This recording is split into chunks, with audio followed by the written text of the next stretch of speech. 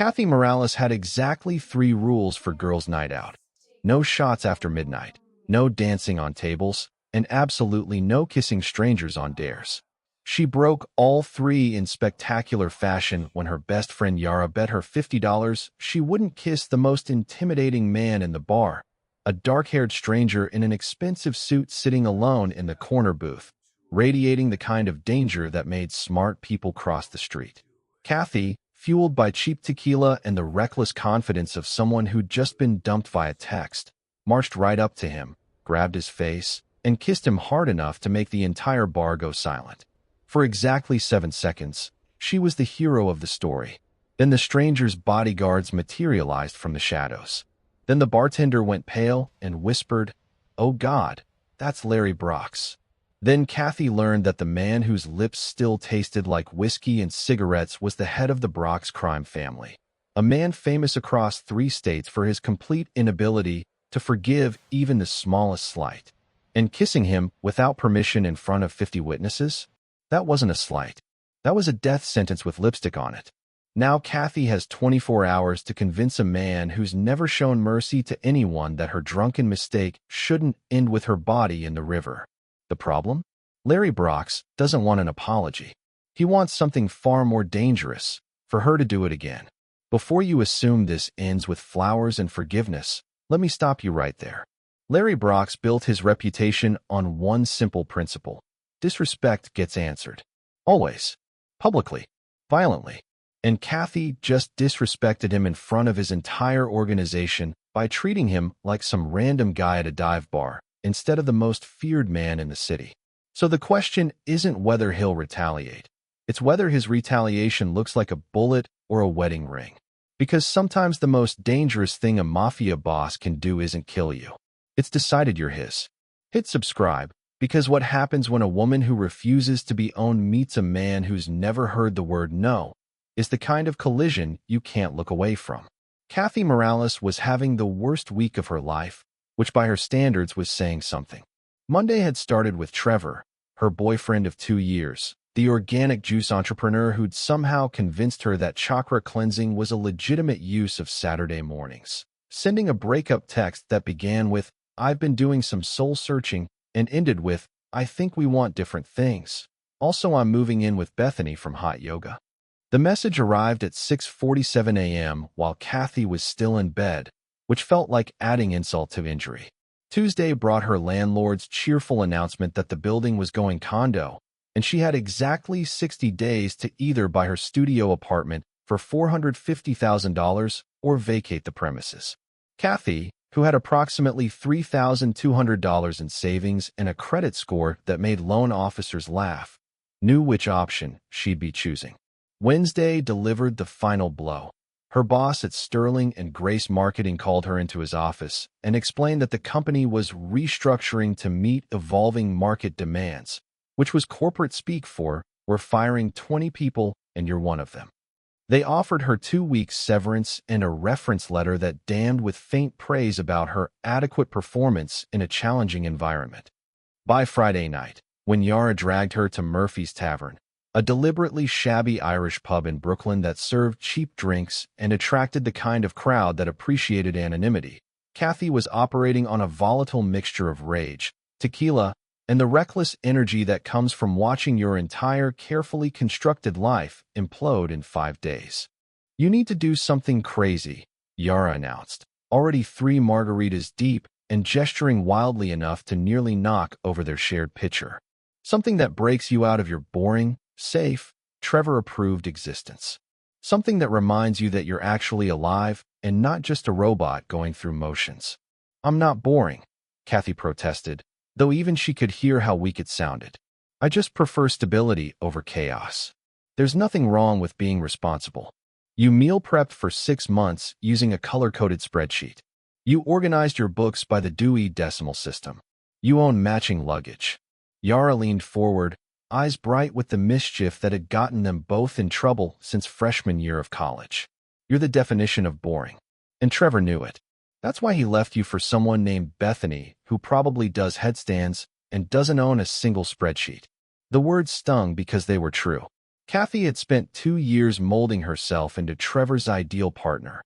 Calm, organized, low maintenance, never making waves or demanding attention. She'd turned herself into human wallpaper, and he'd still left. Fine, Kathy said, downing the rest of her margarita in 3 burning gulps. What kind of crazy are we talking about? Yara's grin was dangerous. I dare you to kiss a stranger. Right now? That guy over there. She pointed to the corner booth, and Kathy felt her breath catch. The man sitting there was beautiful in the way that dangerous things are beautiful, all sharp edges and controlled power wrapped in expensive fabric. He looked like he'd been carved from marble by someone who understood that perfection required severity. Dark hair swept back from a face of angular planes and hard lines, a jawline that could cut glass, and lips that looked cruel even in repose. But it was his eyes that made Kathy's survival instincts start screaming. They were pale gray, almost silver, and they assessed everything in the room with the cold calculation of someone who was always 3 moves ahead and had contingency plans for every possible outcome. He wore a suit that probably cost more than Kathy's car. Charcoal gray with subtle pinstripes, tailored so precisely it might as well have been painted on. The kind of suit that whispered wealth and power and consequences for anyone stupid enough to miss the message. And he sat completely alone in his booth, though 2 large men flanked it at a respectful distance. The kind of men whose suits didn't quite hide the shapes of weapons underneath. The kind whose eyes never stopped moving, cataloging threats, evaluating exits. The stranger held a glass of whiskey, something amber and expensive-looking, and watched the crowd with the detached interest of a scientist observing bacteria in a petri dish. Absolutely not, Kathy said immediately. That man is clearly, I don't even know what he is, but he's clearly not someone you kiss on a dare. $50 says you won't do it. I don't need $50 that badly. I need to not die. $100. And I'll pay your phone bill this month. Kathy looked at the stranger again, watched as someone accidentally bumped his booth while squeezing past, watched as the 2 bodyguards moved with synchronized precision before the stranger raised one hand. A tiny gesture, barely perceptible, and they froze. The person who'd bumped the booth scurried away without the stranger even acknowledging their existence. Everything about him screamed danger. Screamed turn around and walk away and pretend you never saw him. Kathy should say no. Should finish her drink, go home, update her resume, and be the sensible person she'd always been. Sensible didn't get you killed by terrifying men in expensive suits. But sensible had also gotten her fired and dumped and facing eviction all in 1 week. Sensible had gotten her exactly nowhere except alone in a bar drinking cheap tequila while her best friend pitied her. $200, Kathy heard herself say, and you're buying all the drinks for the next month. Yara's face split into a delighted grin. Done. Oh my God, you're actually going to do this. I'm going to regret this. Probably. But at least you'll feel something other than sad. Kathy stood before she could reconsider. Smoothed her dress, a green thing she'd bought for a date with Trevor that never happened because he'd been too busy finding himself with Bethany, and started walking across the bar. The distance felt infinite. Every step brought her closer to the stranger and his cold gray eyes, and the 2 men who were definitely armed. The bar noise faded into background static. Kathy could hear her own heartbeat, could feel the tequila burning in her veins alongside pure adrenaline. The bodyguards noticed her when she was 10 feet away. Both stiffened, hands moving inside their jackets. The stranger raised that same small hand gesture, and the bodyguards froze mid-motion. Kathy stopped at the edge of his booth. Up close, he was even more intimidating, taller than she'd thought, broader through the shoulders, with the kind of presence that made everything else in the room fade to irrelevance.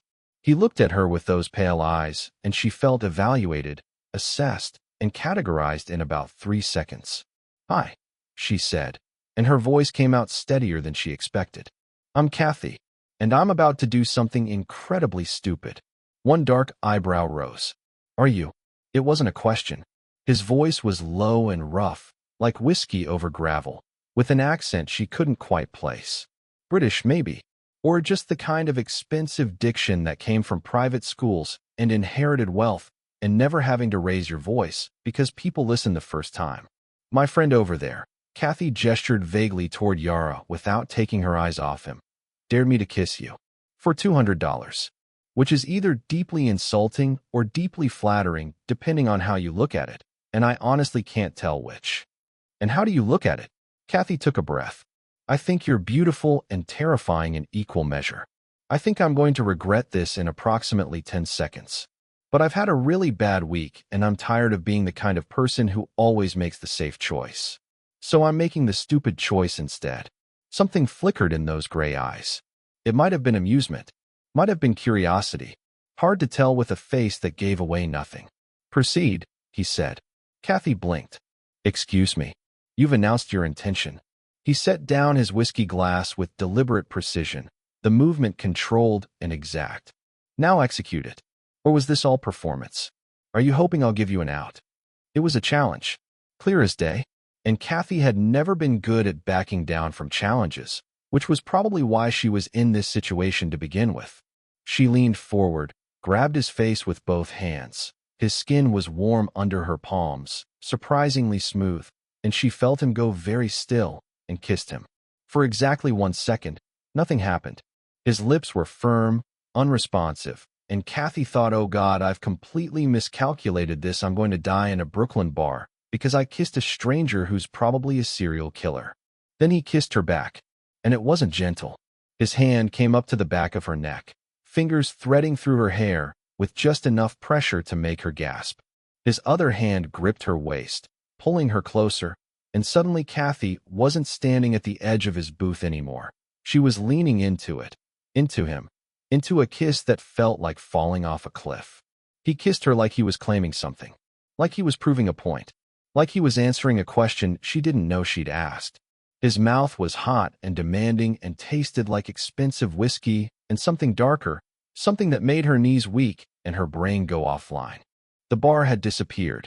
There was only this, the pressure of his lips, the heat of his hand on her waist, the way he controlled every aspect of the kiss, while somehow making her feel like she was the one in control, like she'd started something that couldn't be stopped.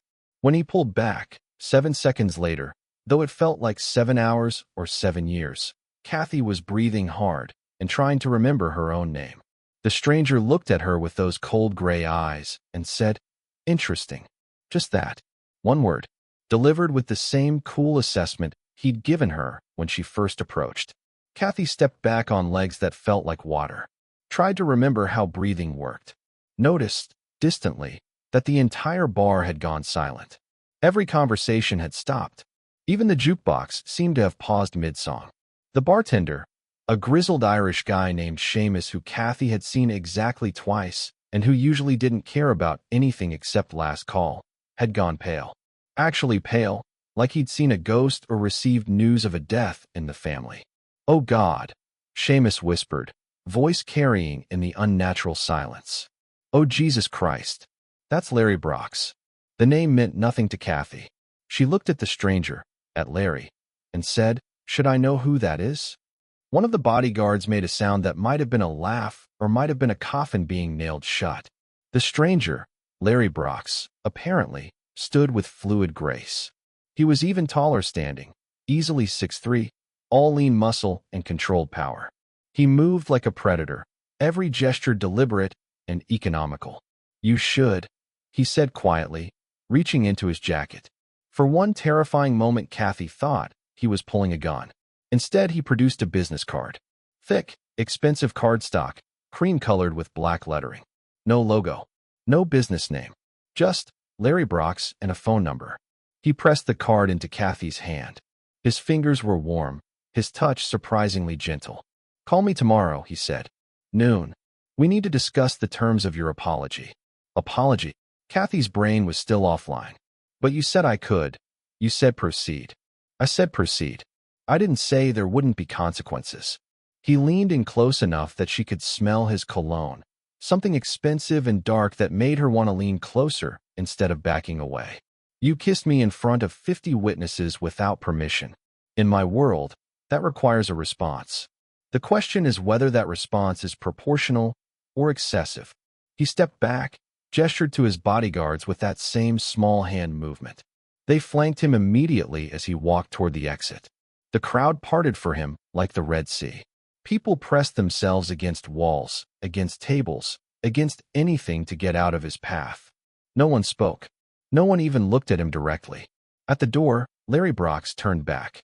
Those pale gray eyes found Kathy across the bar, pinned her in place. "Tomorrow, Kathy," he said. "Noon. Don't make me come find you." Then he was gone. The bar erupted. Everyone talking at once. Voices overlapping in confusion and excitement and fear. Seamus poured himself a shot with shaking hands and downed it immediately. Someone's phone was out, probably Googling the name. The bartender poured another shot. Yara materialized at Kathy's elbow, face torn between impressed and terrified. "Do you have any idea what you just did?" Yara hissed. "Kissed a hot guy for $200? You kissed Larry Brox." The Larry Brox. Yara grabbed Kathy's arm, nails digging in. "He runs half the organized crime in New York. His family has been in the Mafia for like 4 generations. He's famous for never, and I mean never, forgiving anyone who disrespects him. There are stories, Kathy. Stories about people who bumped into him on the sidewalk and disappeared. About business rivals who crossed him and ended up in pieces. He doesn't forgive. He doesn't forget. He just eliminates problems." Kathy looked down at the card in her hand, felt the weight of expensive cardstock and unspoken threats. "Well," she said faintly, "I guess my week just got worse." Kathy woke up Saturday morning with a headache that felt like her brain was trying to escape through her skull and a memory that seemed too surreal to be real. Surely she hadn't actually kissed a Mafia boss on a dare. Surely that was just a tequila-induced nightmare. Then she saw the business card on her nightstand and knew it had been very, very real.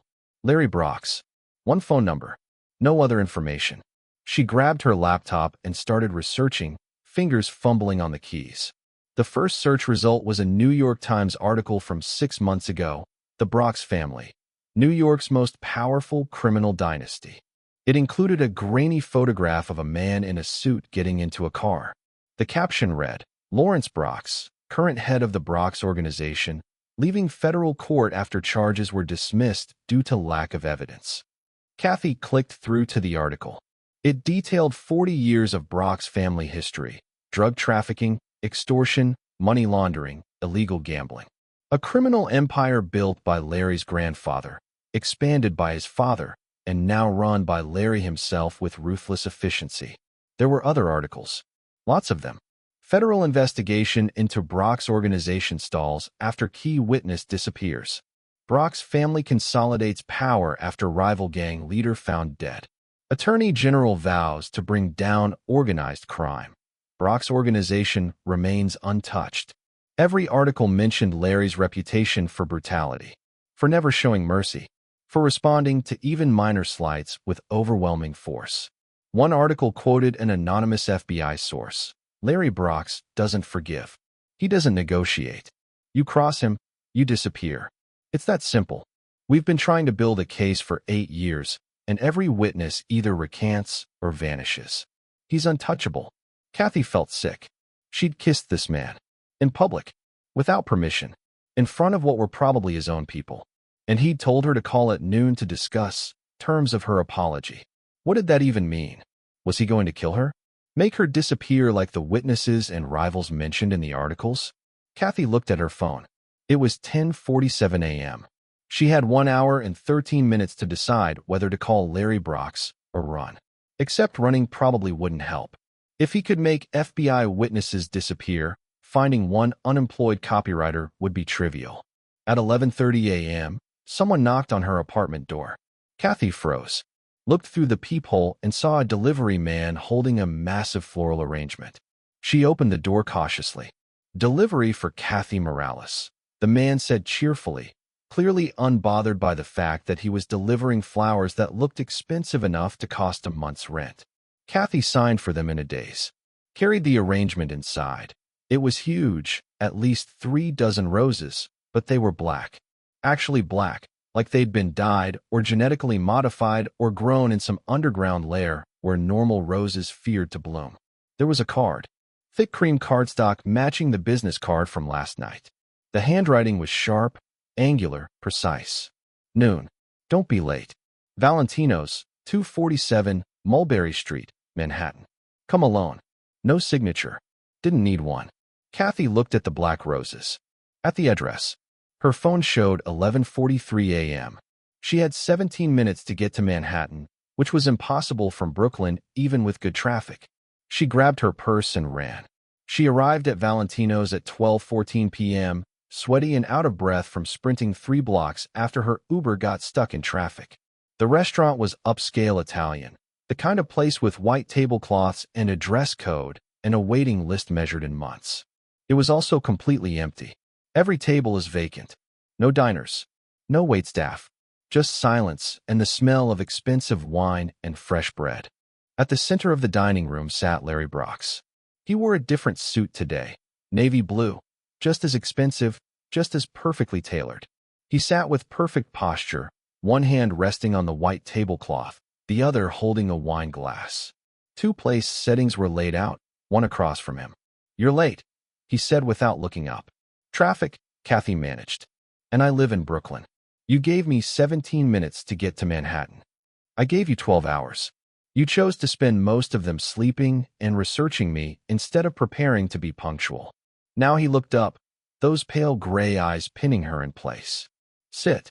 It wasn't a request. Kathy sat. Larry poured wine into her glass from a bottle that probably cost more than her security deposit. "Do you know who I am now?" "Yes. And yet you came. You didn't really give me a choice." The roses were pretty, but the implied threat was clearer. Something that might have been amusement flickered across his face. "You have more spine than I expected. Most people would have run. Or called the police. Or at least tried to apologize via text. Would any of those options have worked? No. Then there was no point wasting time on them." Kathy took a sip of wine.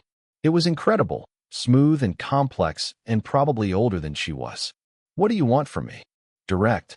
"I like that." Larry leaned back in his chair. "You kissed me last night. In public. In front of people who know exactly who I am. You treated me like some random man in a bar instead of," he gestured vaguely, "what I actually am. I didn't know what you were. That's what makes it interesting." He studied her with those cold eyes. "No one touches me without permission. No one approaches me casually. No one treats me like I'm normal. Because I'm not. And the people in my world understand that. But you didn't know. So you just acted. Like I was accessible. Available. Human." Kathy wasn't sure if this was leading to an apology or a death threat. "I'm sorry. Don't apologize. It was the most honest interaction I've had in years." Larry set down his wine glass. "I have a problem, Kathy, and I think you can help me solve it. I'm unemployed and about to be evicted. I don't know how I can help you with anything. My grandmother is dying." He said it without emotion, just a statement of fact. "Pancreatic cancer. Stage 4. She has perhaps 8 weeks left, possibly less. And she has one concern before she dies, that I'm incapable of normal human relationships. That I've become so consumed by the family business that I've lost the ability to connect with anyone, to feel anything." "Are you?" Kathy asked before she could stop herself. Larry's smile was sharp. "Probably. But my grandmother doesn't need to die knowing that. She deserves better than watching her grandson turn into the kind of monster the FBI writes articles about. What does this have to do with me? I need you to pretend to be my girlfriend. For the next 8 weeks. Visit my grandmother with me. Attend family dinners. Convince her that I'm capable of love, or something approximating it. Make her final weeks peaceful." Kathy stared at him. "You want me to lie to your dying grandmother. I want you to play a role. To perform. You're good at following directions when threatened. You came here despite knowing what I am. You can do this. And if I refuse?" Larry's expression didn't change. "You won't. That's not an answer.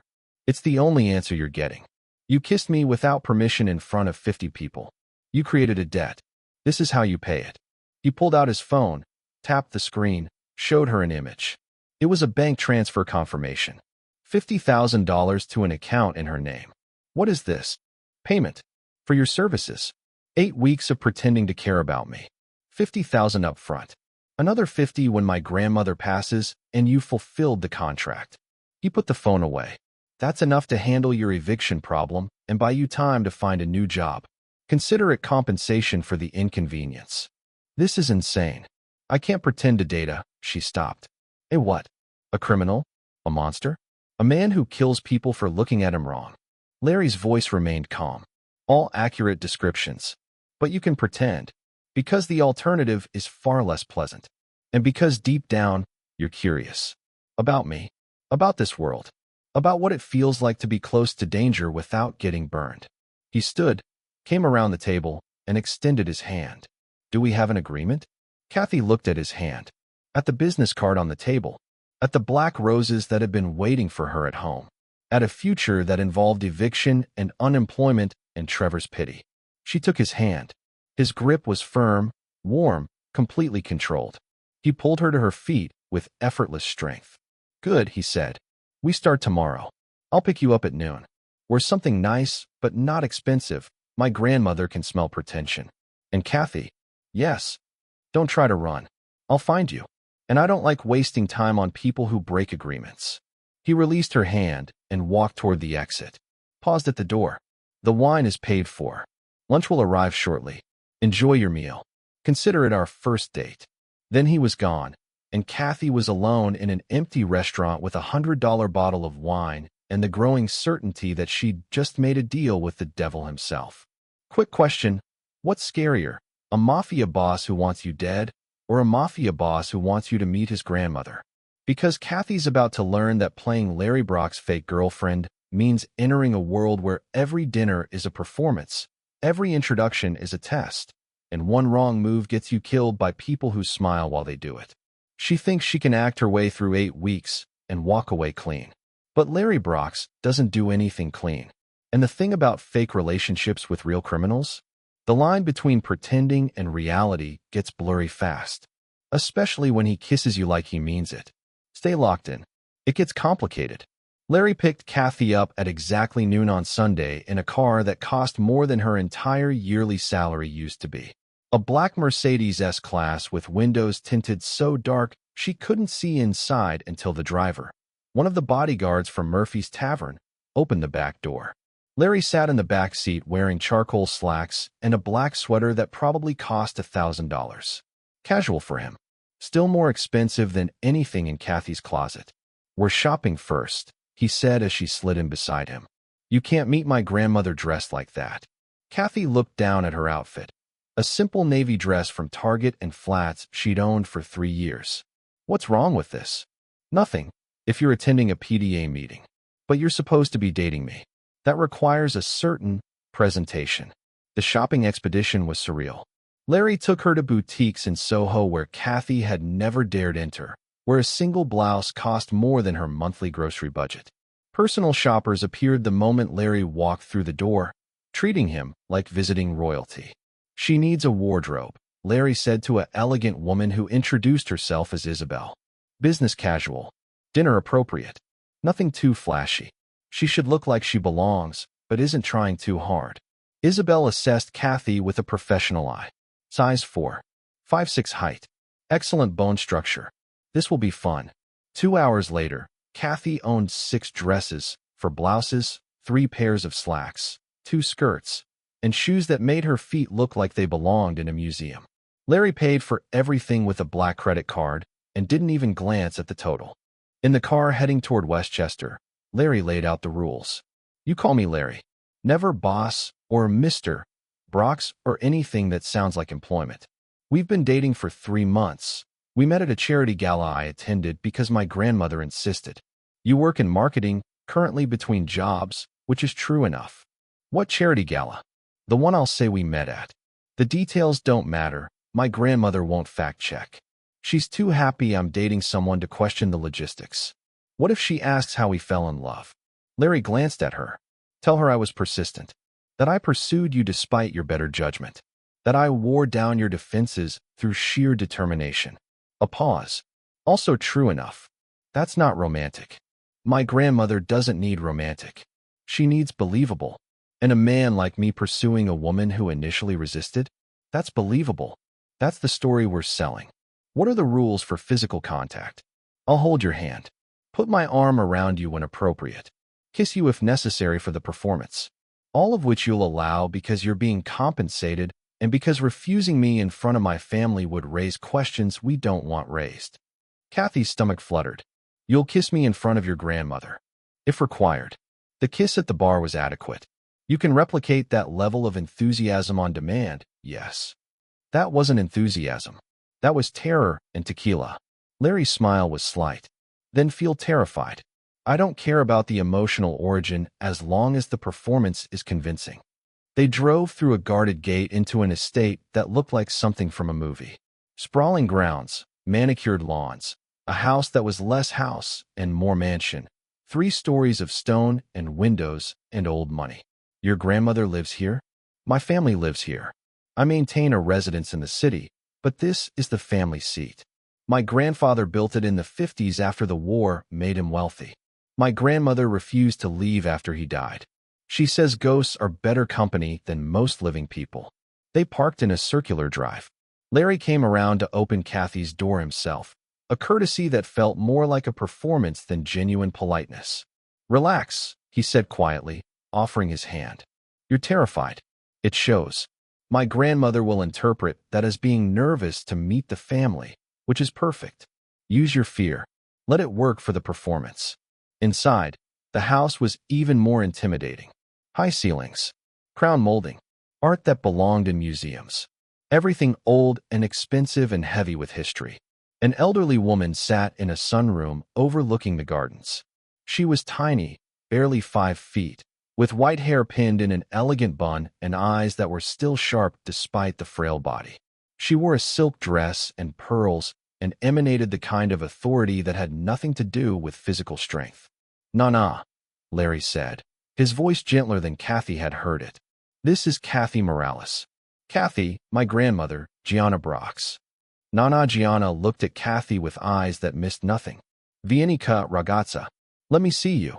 Kathy approached, feeling evaluated down to her bones. Nana took her hand. Her grip was surprisingly strong for someone so frail. "You're the one who finally caught my grandson's attention?" She spoke English with a thick Italian accent. "You don't look like his usual type." "What's his usual type?" Kathy asked before she could stop herself. "Expensive and temporary." "But you..." Nana squeezed her hand. "You have substance. Tell me how you met my Larry." Larry stepped closer, his presence solid behind Kathy. "At the Whitney Gala. 3 months ago. I asked her to dance. She refused. I didn't know who you were," Kathy added, falling into the story. "I thought you were just another rich guy trying to add a date to his collection." "And what changed your mind?" The truth bubbled up before Kathy could filter it. He was persistent. Showed up at places he shouldn't have known I'd be. Sent flowers. Called when he said he would. Made me feel like I mattered instead of just being convenient. It was close enough to the truth. Larry had been persistent, just with threats instead of flowers. But Nana didn't need to know that. Nana's eyes brightened. "He's like his grandfather. Lorenzo pursued me for 2 years before I agreed to marry him.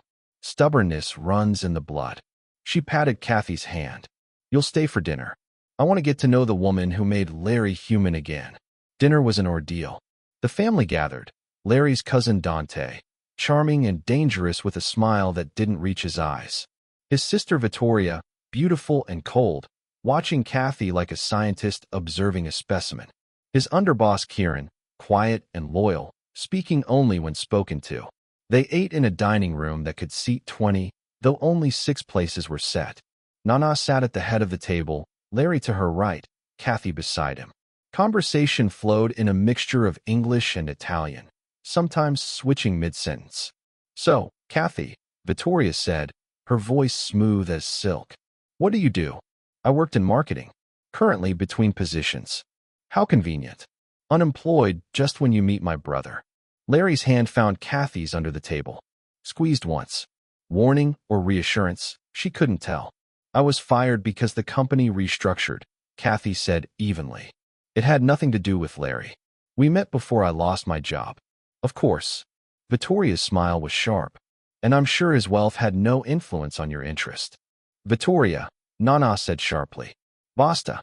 You interrogate the poor girl like she's on trial. I'm simply curious about the woman who's captured Larry's notoriously uninterested heart." Larry's voice was cold. "My relationship with Kathy isn't subject to family approval. I'm introducing her out of courtesy to Nana, not to seek permission. The temperature in the room dropped. Dante shifted uncomfortably. Kieran studied his wine glass with intense focus. Vittoria leaned back. Of course.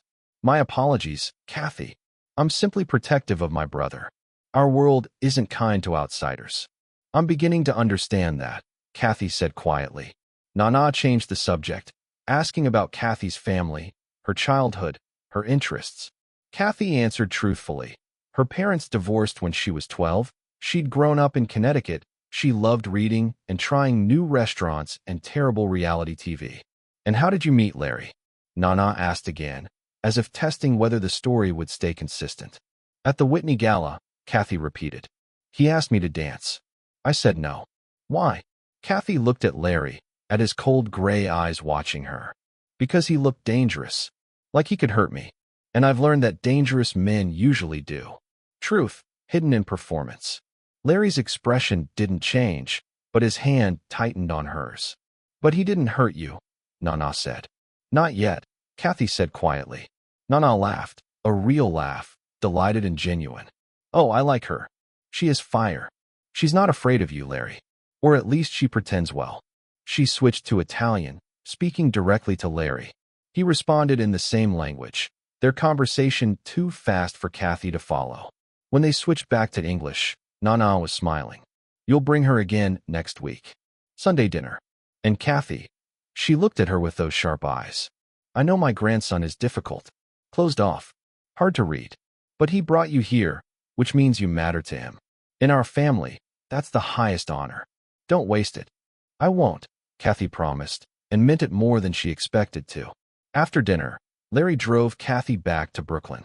They rode in silence for 10 minutes before he spoke. You did well. Nana likes you. That's rare. I told her the truth. That you're dangerous. And she appreciated the honesty. My grandmother has always valued honesty over flattery. He glanced at her. What you said about dangerous men hurting you, was that about me or someone else? Both. All. Every man who ever made me feel small because it made him feel big. I don't want to make you feel small. Then what do you want? Larry was quiet for a long moment. To keep my grandmother happy for her remaining weeks. To give her peace before she dies. Beyond that, I don't know. I haven't thought that far ahead. He pulled up outside her building, walked her to the door like a real date. At the entrance, he surprised her by taking her hand. Thank you. For today. For playing the role. For not running. I'm terrified of you, Kathy admitted. But I'm also curious. About who you are under all the control and danger. I'm nothing under it. This is all there is. I don't believe that. Then you're naive. Maybe. Or maybe you've just convinced yourself that being feared is the same as being strong. Larry's eyes narrowed. Be careful, Kathy. I'm paying you to pretend to care about me, not to psychoanalyze me. Can't I do both? He leaned in, and for one heart-stopping moment she thought he was going to kiss her. Instead, he brushed his lips against her temple, a gesture so gentle it felt wrong coming from him. 8 weeks, he said quietly. You can survive anything for 8 weeks. Then he was gone, and Kathy was standing alone outside her building, touching the spot where his lips had been and wondering when the performance had started feeling less like acting and more like something real. The weeks developed a rhythm. Sundays were for Nana. Dinner at the estate where Kathy learned to navigate the complex dynamics of a crime family pretending to be normal. Vittoria remained cold but civil. Dante flirted harmlessly. Kieran watched everything and said little. Tuesdays, Larry would appear at her apartment without warning, taking her to dinner at restaurants where they always had the best table despite no reservation. He'd ask about her job search, her life, treating the fake relationship like something real. Thursdays were coffee dates in the afternoon. Public appearances where Larry was photographed with his girlfriend, sending a message to his world that he was settled, stable, domesticated. And throughout it all, Larry sent gifts. The first was jewelry, a necklace of white gold and diamonds that Kathy was too afraid to wear anywhere except locked in her apartment. She'd texted him, "This is too expensive." His response, "Everything I own is expensive. Get used to it." Then came the books. He'd noticed, of course he'd noticed, the paperback mystery novel she'd been reading during one of their coffee dates. 2 days later, A delivery arrived. First edition copies of every book in the series, plus 20 other mysteries from authors she'd mentioned loving. When she called to thank him, Larry's voice was casual. "You said you loved reading. I like when people I care about have access to things that make them happy. People you care about? Don't read into it. You're performing a service. I compensate fairly. That includes ensuring you're comfortable." But comfortable wasn't the right word for designer clothes and diamond necklaces and first edition books. It felt like being cared for. Like matching. Kathy tried not to think about it too much. She learned his patterns. How he took his coffee. Black. No sugar. Extra shot of espresso. How he hated when people were late, but would wait indefinitely for something he considered worth waiting for. How he quoted Italian poetry sometimes without realizing he was doing it. She learned that he visited Nana every Sunday without fail, had for 10 years, never missed. That he spoke to his grandmother in Italian when he wanted to be gentle, English when he was being formal. That he read her the newspaper every visit because her eyes were failing. She learned that behind the cold control was exhaustion. Bone-deep weariness from always being on, always being feared, never being able to relax. One Tuesday evening, after dinner at an upscale French restaurant in Tribeca, Larry drove Kathy back to Brooklyn, but didn't pull up to her building. Instead, he parked along the waterfront where they could see Manhattan lit up across the river. "Why did we stop?" Kathy asked. "Because I'm tired of performing. And I think you are too." He turned off the engine. "Tell me something true. Not part of the script. Just something honest." Kathy thought for a moment. "I'm scared that when this is over, when your grandmother passes and I've fulfilled the contract, I'm going to miss you. Which is insane because you're a criminal who threatened me into this arrangement. But I'm going to miss these dinners. These conversations. The way you listen like what I'm saying actually matters." Larry was quiet. Then, "I'm scared I've forgotten how to feel anything real. That whatever capacity I had for genuine connection died years ago, and I'm just going through motions. That even this," he gestured between them, "is just another performance I'm so good at that even I can't tell it's fake." "Does it feel fake?" "No. That's what scares me." They sat in silence, watching the city lights reflect on the water. "I think," Kathy said slowly, "that maybe you're not as dead inside as you've convinced yourself you are. Maybe you're just so used to being the person everyone expects you to be that you've forgotten who you are under it." "And who do you think I am?" "Someone who loves his grandmother. Who remembers her favorite flowers are white roses. Who reads her the newspaper because her eyes hurt. Who quotes poetry he probably learned as a child. Who's exhausted from never being allowed to be vulnerable." Larry looked at her with those pale gray eyes. "You're dangerous." "Me? I'm the least dangerous person in this car." "No. You make me want things I can't have. Normal things. Peace. Honesty. Someone who sees me instead of just what I can do for them or to them." He reached out, tucked a strand of hair behind her ear. "That's more dangerous than any weapon in my world. Larry, I think about kissing you. Actually kissing you. Not for show. Not for Nana. Just because I want to know if it would feel different. If it would feel real." Kathy's breath caught. "We shouldn't. I know. The contract doesn't cover this. This isn't part of the arrangement." His hand was still near her face, close enough that she could feel the warmth. "But I'm tired of being controlled. Of always doing what's smart instead of what I want." "What do you want?" Instead of answering, Larry leaned in and kissed her. Not like at the bar, not claiming or proving anything. This was softer. Searching. Like he was asking a question instead of making a statement. Kathy kissed him back. Let herself forget that he was dangerous, that she was here because of threats and money, that this was supposed to be fake. Let herself just feel his mouth on hers, and the way his hand cupped her face like she was something precious. When they pulled apart, Larry rested his forehead against hers. "That was a mistake," he said quietly. "Probably. We can't do it again. We shouldn't. But I want to." "Me too." They sat like that for a long moment, breathing the same air, the line between fake and real completely obliterated. Finally, Larry pulled back, started the car, drove her home in silence. At her door, he caught her hand. "Kathy, what we're doing, this arrangement, it has an expiration date.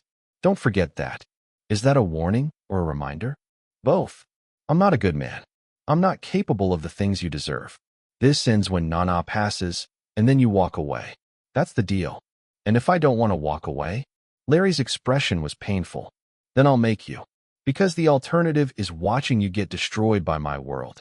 And I care about you too much to let that happen. He left before she could respond. And Kathy stood in her doorway, touching her lips where he'd kissed her, and wondered when the hell pretending had stopped feeling like pretending at all. Here's the thing about spending 8 weeks pretending to love a man who could kill you with one phone call. Eventually you forget you're pretending. Kathy's supposed to be acting. Supposed to smile and hold his hand and kiss him when Nana's watching, and then go home. And remember, he's a criminal who threatened her into this arrangement. But Larry Brox doesn't kiss like he's acting. Doesn't touch her like she's a prop. And when he looks at her across the dinner table, while his family laughs at some inside joke she doesn't understand, there's something in those cold gray eyes that looks an awful lot like longing. So the question becomes, how do you protect your heart from a man who's never forgiven anyone, but might be learning how to feel? You don't. Hit the subscribe and drop where you are watching from. Keep watching. Week 6 arrived with late spring weather and a false sense of security. Kathy had started to believe that maybe this could work, that she could navigate Larry's world, fulfill the contract, and come out the other side intact. Then everything shattered on a Sunday afternoon at Nana's estate. They were having lunch in the sunroom. Nana, Larry, Kathy, and Vittoria. Kieran stood near the door, his usual watchful presence.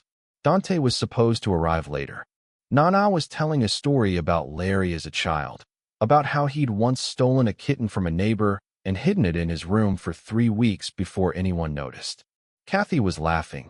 Larry was pretending to be annoyed, and everything felt almost normal. Then the first window exploded. Glass shattered inward. Kathy heard a sound like firecrackers, sharp, rapid, impossibly loud. Gunshots. Larry moved faster than thought. His arm came around Kathy, dragging her down beneath the table as more windows shattered. Kieran had his gun out, firing back. Vittoria had disappeared. Kathy didn't see where. Stay down, Larry commanded, his body covering hers completely. He was heavy, solid, shielding her from the bullets that were tearing through the sunroom. Nana. Where was Nana? Kathy tried to look, but Larry pushed her face down. Don't move. Don't look. Just breathe. More gunshots. Return fire from Kieran and other guards Kathy hadn't realized were there, shouting in Italian. The sound of cars outside, engines revving. Then silence. Absolute, ringing silence. Larry didn't move for another 30 seconds, keeping Kathy pinned beneath him. Finally, he lifted his weight. Are you hurt? No, I don't think so. Nana where's? Safe room. Vittoria got her out in the first 3 seconds. She's fine. Kathy sat up, shaking. The sunroom was destroyed. Every window shattered, bullet holes in the walls. Blood on the floor near the door where Kieran had been standing. He was still alive, wrapping his shoulder with a cloth napkin, gun still in his other hand. Castellanos, Kieran said, his voice tight with pain. Had to be. Same cars as the surveillance photos from last month. Larry stood, pulling Kathy up with him. His suit was covered in glass shards and plaster dust. A cut on his temple was bleeding, but he didn't seem to notice. Get Nana to the hospital. Full security detail. I want 12 men on her, rotating shifts, no gaps. Larry's voice was cold, controlled, but Kathy could see rage in every line of his body. And find out where the Castellanos are hiding. I want locations by tonight. Larry, Kathy started. Not now. He turned to her, and for the first time since she'd met him, she saw fear in his eyes. You're bleeding. Kathy looked down. A piece of glass had cut her arm. Not deep, but bleeding freely. She hadn't even felt it. Larry grabbed her hand, pulled her toward the door. Medic. Now. The next hour was a blur. A doctor appeared. Someone the family kept on retainer, Kathy realized, and stitched her arm, while Larry watched with an expression that promised violence. Nana was checked over and declared unharmed, just shaken. Vittoria reappeared, cool and composed as ever, already organizing security upgrades. By evening, the estate was locked down. Guards everywhere. No one in or out without Larry's permission. He found Kathy in a guest room where she'd been told to wait. She was sitting on the bed, still wearing her bloodstained dress, staring at nothing. "Pack your things," Larry said. "You're coming with me." "Where?" "My penthouse. You can't go back to Brooklyn. They know who you are now. They'll use you to hurt me. Because I'm your fake girlfriend. Because you matter to me." He said it simply, like it was fact. Real or fake doesn't matter to them. They saw me protect you. They saw me cover your body with mine. That's all they need to know that you're leverage. Kathy felt cold. How long? How long what? How long do I have to hide? Until this is over. Larry's laugh was bitter. This is never over. This is my life, Kathy. This is what I tried to explain to you. My world doesn't have endings. It just has brief pauses between violence. Then what are you saying? I'm saying the arrangement is over. I'm paying you the full 100,000. You're going into protective housing until this is resolved. Then you're disappearing. New city. New name if necessary. Whatever it takes to keep you safe. You're sending me away. I'm saving your life. I didn't ask you to save my life. You didn't have to ask. Larry's control finally cracked. You think I wanted this? You think I wanted to care about someone? To have something the Castellanos could use against me? I've spent 20 years making sure I had nothing anyone could hurt. And then you kissed me in a bar and destroyed everything I built. That's not fair. Fair? You want to talk about fair? You could have died today. That bullet missed you by 6 inches. 6 inches between you breathing and you bleeding out on my grandmother's floor. And it would have been my fault because I was selfish. Because I wanted to feel something, so I kept you close instead of sending you away when I should have. Kathy stood. You don't get to make this decision for me. The hell I don't. You're in danger because of me. I fixed that by removing you from my life. I chose this. I chose to stay. You chose a fantasy. The version of me that takes you to nice dinners and sends you books. But that's not real. This, he gestured to the destroyed sunroom visible through the window, is real. This is who I am and what my life looks like. And I won't watch you die for it. Then what do you want me to do? Just leave? Walk away like the last 6 weeks meant nothing? Larry stepped close, grabbed her face between his hands. I want you to survive. I want you to have a normal life with a normal man who doesn't bring gunfire to Sunday lunch. I want you to forget me and be safe. That's what I want. And what I want doesn't matter. Not more than your life. Nothing matters more than that. He kissed her then, hard, desperate, like he was trying to memorize her. Like he was saying goodbye. When he pulled back, his voice was rough. I'm sorry. For all of it. For dragging you into this. For making you care about me. For not being strong enough to let you go sooner. Larry, Kieran will take you to the penthouse. Pack a bag. Tomorrow you're gone. He left before she could argue. Left her standing in a guest room in a bullet-riddled mansion, her arm in stitches and her heart in pieces. Kathy sank onto the bed and let herself cry for the first time since the shooting. Not from fear. From rage. From the unfairness of finally finding someone who made her feel alive only to have him ripped away by violence and danger and his own stubborn determination to protect her. But Larry Brox didn't know everything about her. He knew she was stubborn and smart and braver than she looked. What he didn't know was that she'd already decided she wasn't leaving. That she'd rather live in his dangerous world beside him than safe and alone without him. And she had approximately 12 hours to convince him of that before he made her disappear for good. Kieran drove Kathy to Larry's penthouse in silence. The building was in Midtown, all glass and steel and luxury, with security that made Fort Knox look casual. They took a private elevator to the top floor, Larry's entire level, apparently. The penthouse was stunning. Floor-to-ceiling windows overlooking Central Park. Minimalist furniture in shades of gray and black. Art on the walls that belonged in galleries. Every surface was clean, organized, and perfect. It was also completely sterile, like a museum installation of wealthy person's apartment, rather than a place anyone actually lived. The master bedroom is through there, Kieran said, pointing. The kitchen's stocked. Security's on site 24/7. Don't leave without calling me first. Where's Larry? Handling business. He'll be here later. What kind of business? Kieran's expression was carefully neutral. The kind you don't ask about. After he left, Kathy explored the penthouse. Found Larry's bedroom, a massive space with a bed that could sleep 4, a bathroom the size of her entire Brooklyn apartment, and a closet full of identical expensive suits. Nothing personal. No photos. No mementos. Just function and luxury and emptiness. She found his library next. One full wall of books, floor to ceiling. This was different. This felt lived in. The books were worn, clearly read. Classics in Italian and English. Poetry. History. Philosophy. She pulled out a volume of Dante's Inferno, found notes in the margins in Larry's sharp handwriting. This was real. This was the man under control.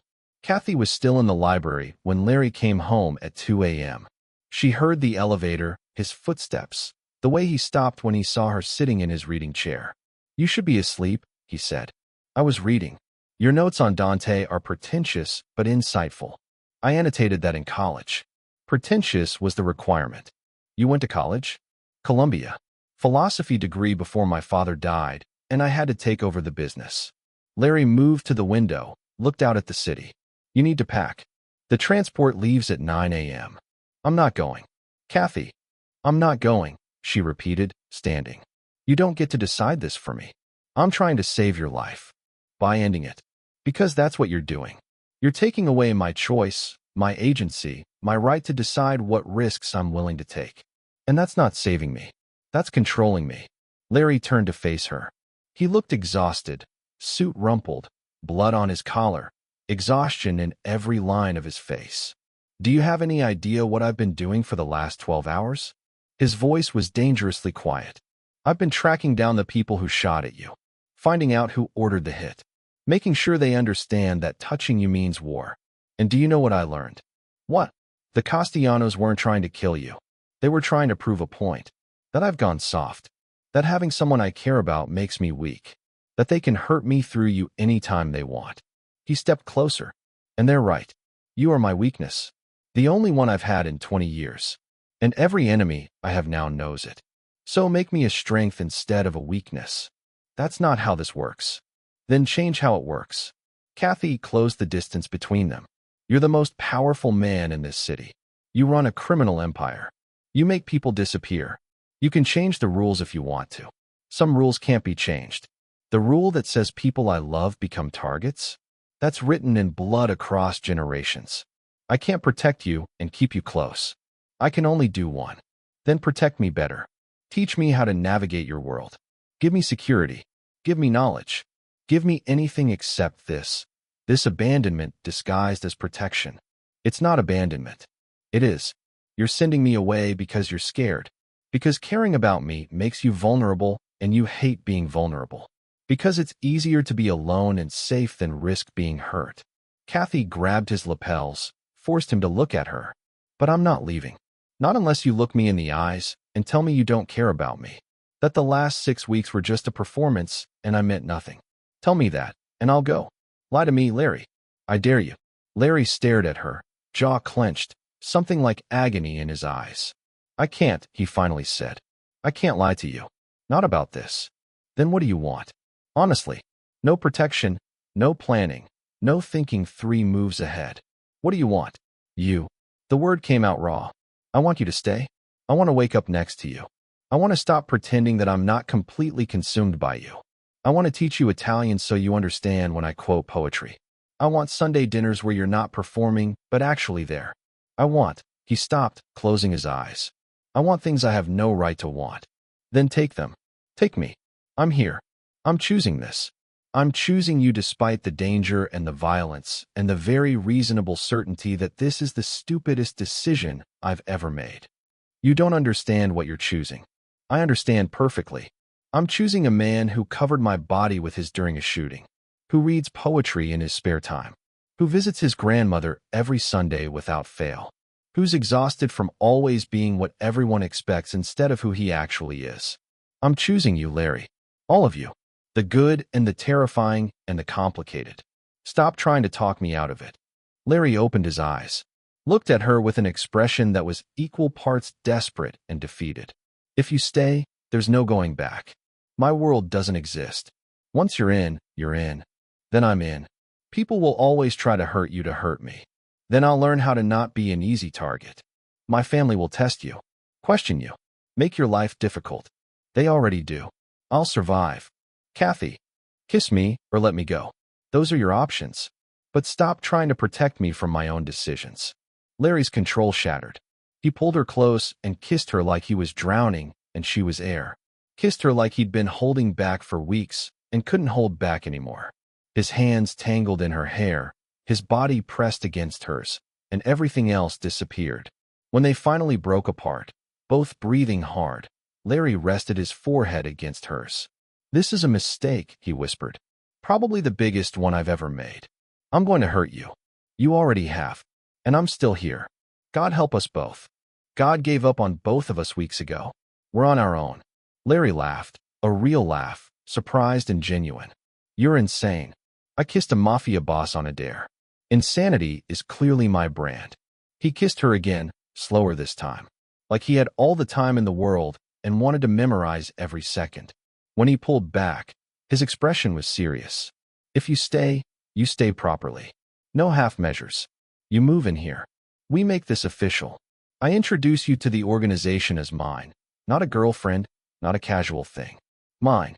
Protected. Untouchable. And that means everyone knows. Touching you is touching me.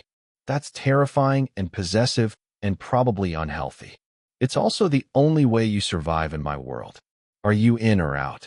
Kathy thought about her tiny Brooklyn apartment, her unemployment, the life she'd been living before Larry Brox crashed into it with threats and danger and unexpected tenderness. "I'm in," she said. That night, Kathy slept in Larry's arms in his enormous bed, listening to his steady heartbeat and wondering when her life had become so surreal, but also feeling safer than she'd felt in years.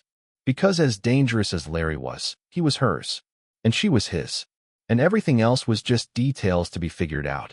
3 days later, Nana Gianna passed away peacefully in her sleep. Larry was with her, holding her hand, when it happened.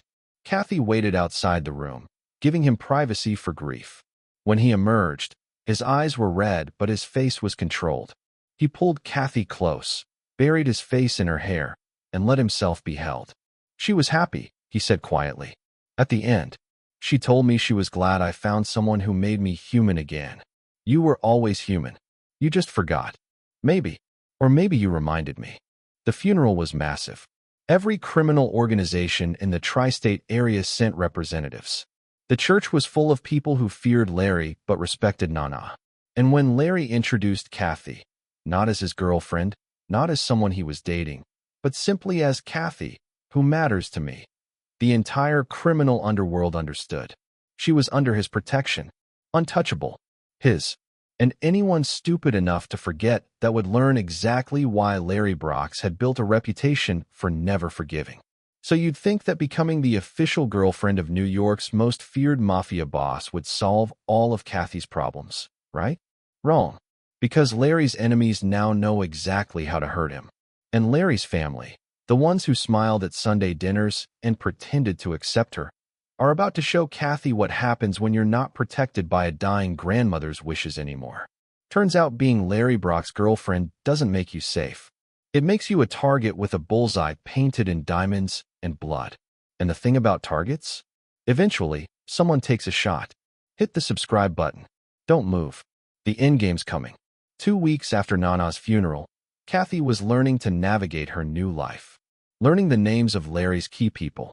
Learning which restaurants were safe, which neighborhoods to avoid, how to recognize when the security detail following her was Larry's versus someone else's. She'd officially moved into the penthouse. Her few belongings looked sad in all that expensive space, but Larry had insisted. "You live here now. Make it yours." So Kathy had added plants. Throw pillows. Books scattered on surfaces. Small touches of warmth in all that sterile gray.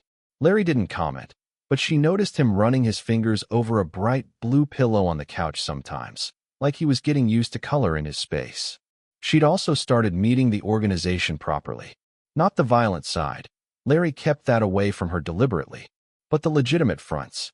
The restaurants and construction companies and real estate holdings that generated legal income. She had business degrees, marketing experience. Larry started asking her opinions on branding, on public relations. "You have good instincts," he told her after she suggested rebranding one of his restaurants to appeal to younger customers. "Better than some of the idiots I pay 6 figures to tell me things. I also don't carry a gun and terrify waitstaff." So that probably helps my perspective. Valid point. Things felt almost normal. Almost good. Then Vittoria invited Kathy to lunch. The invitation came via text. Coffee? Tomorrow, 2 p.m.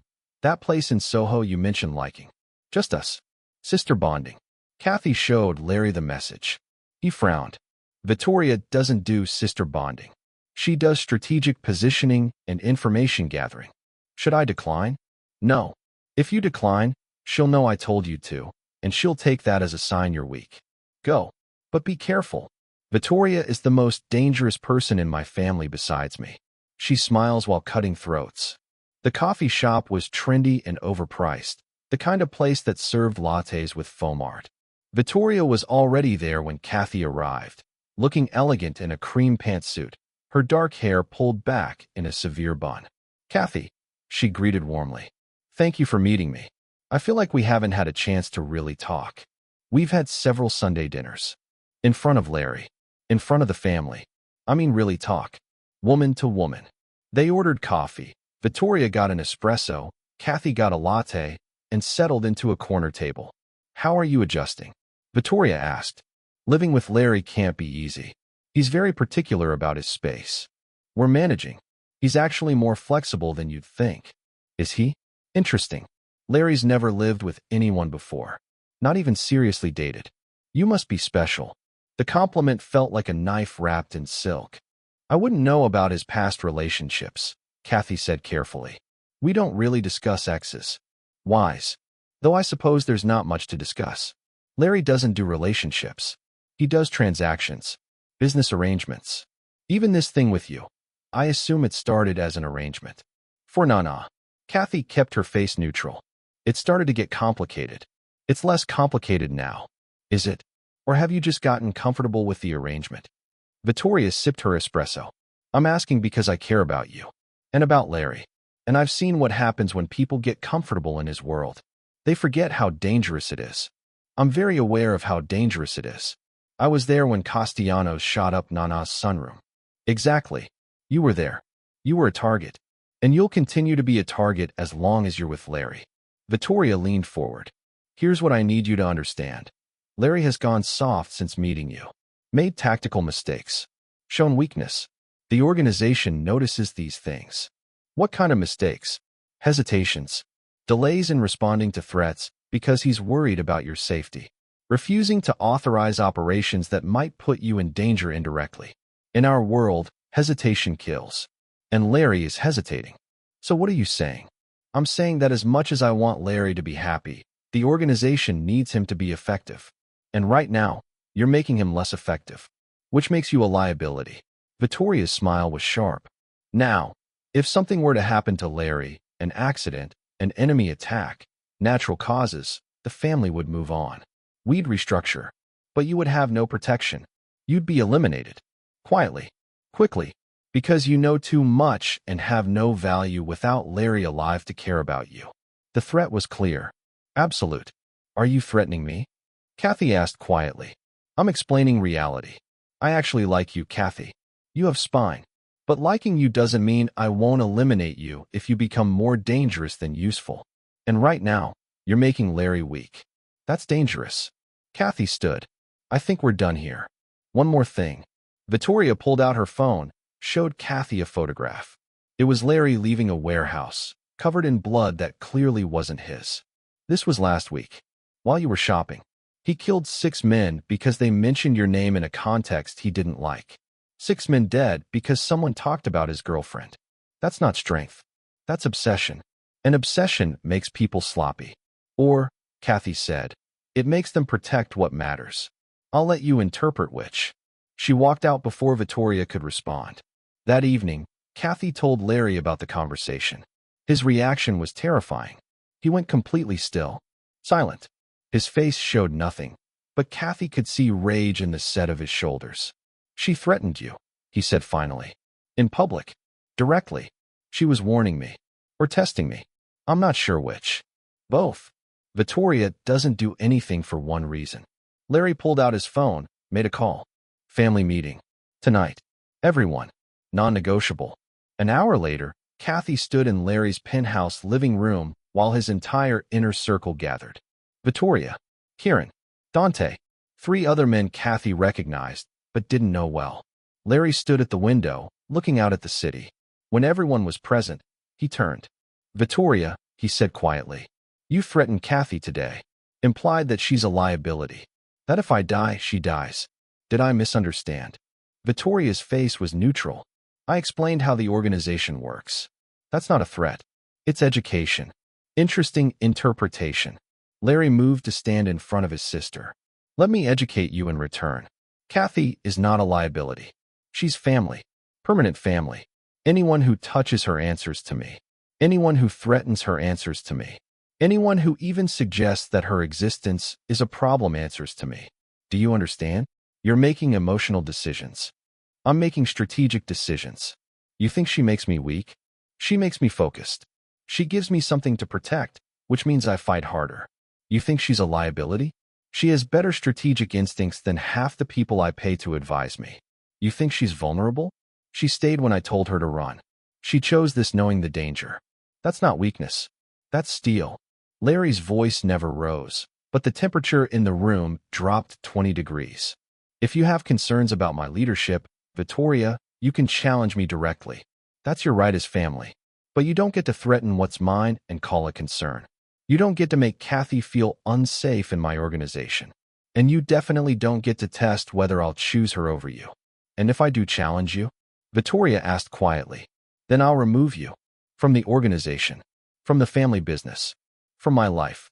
Because I'm done pretending that blood loyalty matters more than chosen loyalty. Kathy chose me knowing what I am. That's worth more than you've ever given me. Silence. Everyone in the room was barely breathing. Finally, Vittoria nodded. Understood. My apologies, Kathy. I was out of line. We're clear then, Larry said. Kathy is off limits. Completely. She's not a piece to be played. She's not leverage. She's mine, and I protect what's mine. Anyone unclear on that can leave now. No one moved. Good. Meeting's over. They filed out. Vittoria left without looking at Kathy. When the penthouse was empty except for the 2 of them, Larry pulled Kathy close. I'm sorry. For my sister. For all of it. You didn't have to do that. Threatened to remove her from the family. Yes, I did. Because she was testing boundaries. Seeing if I'd choose you over blood. And I need everyone to know that I will. Every time. Without hesitation. That's terrifying. Good. It should be terrifying. Because the alternative is you being afraid in my world, and I can't live with that. Kathy pulled back to look at him. I'm not afraid of your world anymore. I'm afraid of losing you. That's different. You won't lose me. Not to family politics. Not to enemies. Not to anything. Promise me. I promise. Though in my world, promises don't mean much. So let me show you instead. Larry kissed her, and Kathy felt the promise in it. Felt him choosing her over everything else that had ever mattered to him. And she understood that this moment, was when the relationship became real. Not fake for Nana. Not an arrangement with an expiration date. Real. Permanent. The kind of thing that changed everything. I love you, she said when they pulled apart. I don't think I've said that yet. But I do. I love you despite every logical reason not to. Larry's smile was rare and beautiful. I love you too. Despite being convinced I was incapable of it. You proved me wrong about a lot of things. Is that an apology for threatening me into this arrangement? No. That I'd do again. But I do it knowing I was falling in love instead of pretending it was just business. That's possibly the most romantic and dysfunctional thing anyone's ever said to me. I'm a possibly romantic and definitely dysfunctional person. You knew this when you kissed me. I was drunk and heartbroken. And now I'm sober and heart-whole and choosing you every day. Then I'm the luckiest bastard alive. They stood there in the middle of his sterile penthouse that Kathy had slowly made into a home. And for the first time in Larry's 40 years, he felt like he belonged somewhere. Not because of power or fear or obligation, but because someone chose him. And he chose them back. And that was worth more than any empire. The Castellanos made their move 3 weeks later. It was subtle at first. Shipments intercepted. Deals falling through.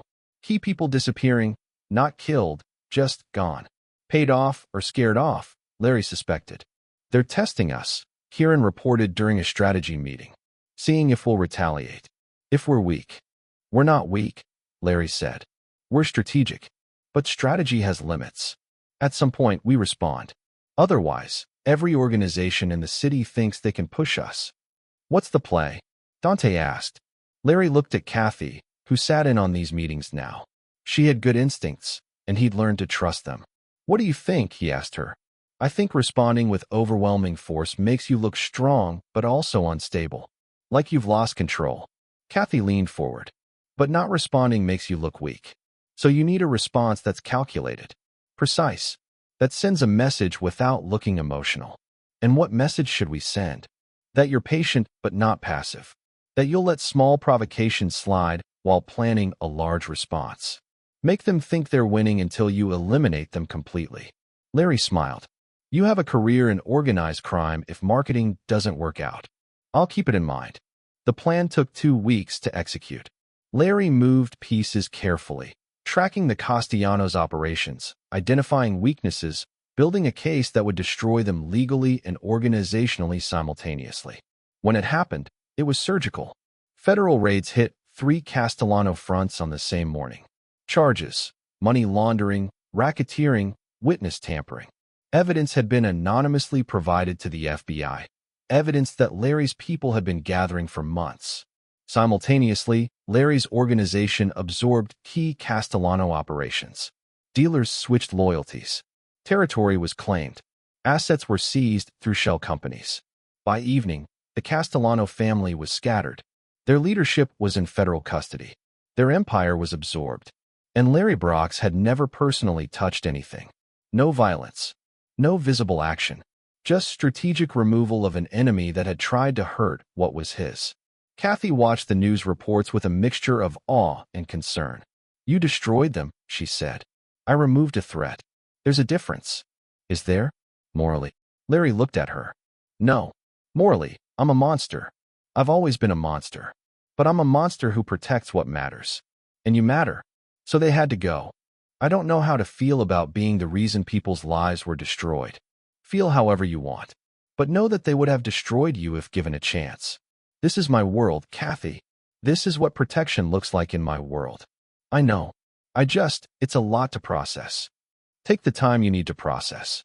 I'm not going anywhere. And neither are you. Over the following weeks, the family adjusted. Vittoria offered grudging respect after watching Kathy navigate the Castellano situation. The organization accepted her as Larry's, not a weakness, but an asset. Someone who thought differently, advised carefully, wasn't afraid to push back when Larry needed pushing. 6 months after Nana's death, Larry and Kathy returned to Murphy's Tavern in Brooklyn. Yara was there, still slightly stunned that her stupid dare had led to all of this. Seamus the bartender nearly had a heart attack when Larry walked in, but Larry just smiled and ordered drinks for the entire bar. They sat in the same booth where Kathy had approached him months ago, where this whole thing had started with reckless courage and tequila. Do you regret it? Larry asked. The kiss. Everything that followed. No. I regret Trevor and my job and my shitty apartment. But you? This? Never.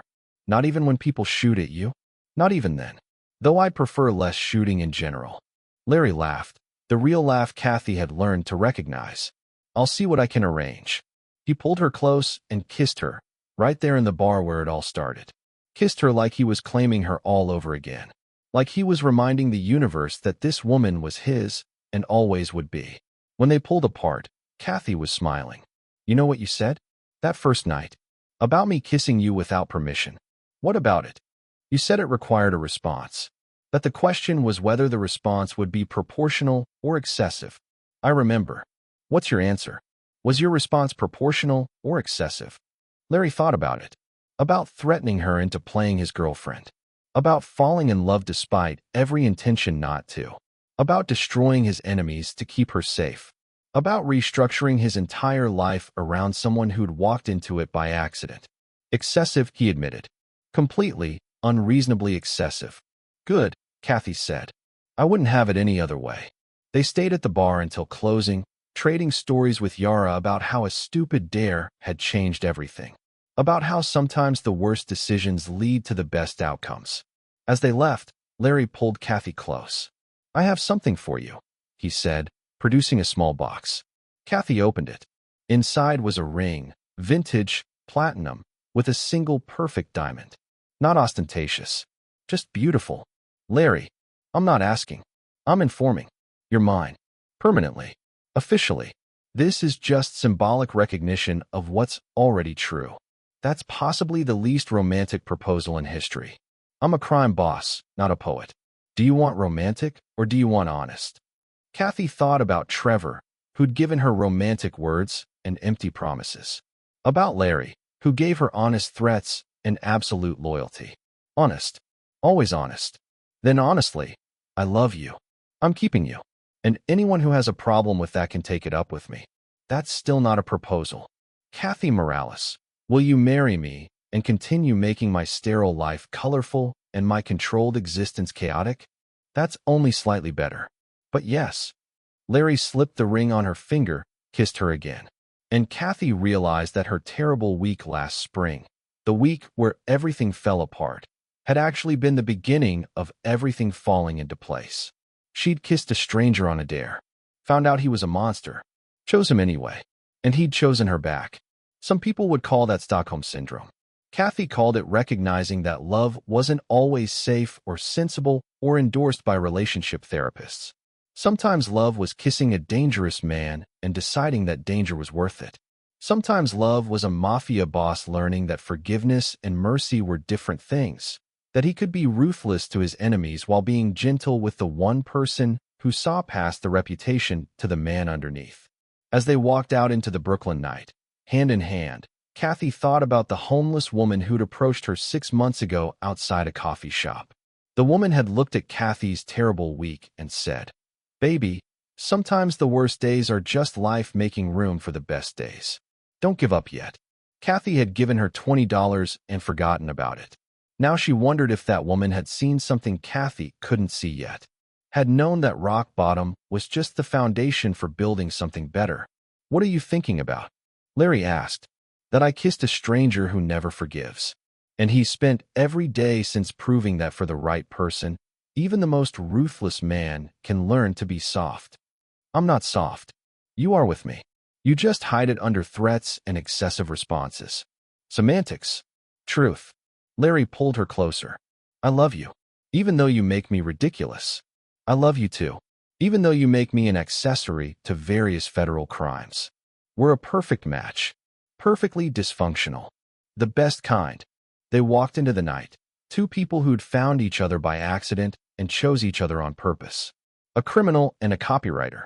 A man who never forgave and a woman who dared him to. And somehow, impossibly, it worked. Because love didn't care about logic or safety or whether your origin story involved tequila and bad decisions. Love just was. And sometimes, if you were very lucky and very brave and willing to kiss strangers in bars despite every survival instinct screaming at you to run, love was exactly what you needed. Even if it came wrapped in danger and diamonds and a man who'd destroy the world to keep you safe. Especially then. The end. "Look, I need you to understand something." Kathy Morales walked into a bar planning to kiss a stranger for $200 and walked out having accidentally seduced the most dangerous man in New York. That's not luck. That's not fate. That's what happens when reckless courage meets calculated control, and neither one backs down. Larry Brock spent 40 years building a reputation for never forgiving anyone, and then a drunk copywriter kissed him without permission and somehow became the only person he can't imagine living without. So if this story taught you anything, let it be this. Sometimes the stupidest thing you can do is also the bravest. Sometimes the person who scares you most is exactly who you need. And sometimes a dare is just destiny wearing a cheap disguise. Hit that subscribe button if you believe stories about women who refuse to be intimidated and men who learn that being feared and being loved require completely different kinds of strength deserve to be told. Share this with anyone who needs to hear that the biggest risks sometimes pay the biggest rewards. And remember, Kathy kissed a stranger who never forgives. And he spent every day since then proving that for the right woman, even the most ruthless man can learn to be soft. That's not weakness. That's power. Don't forget it.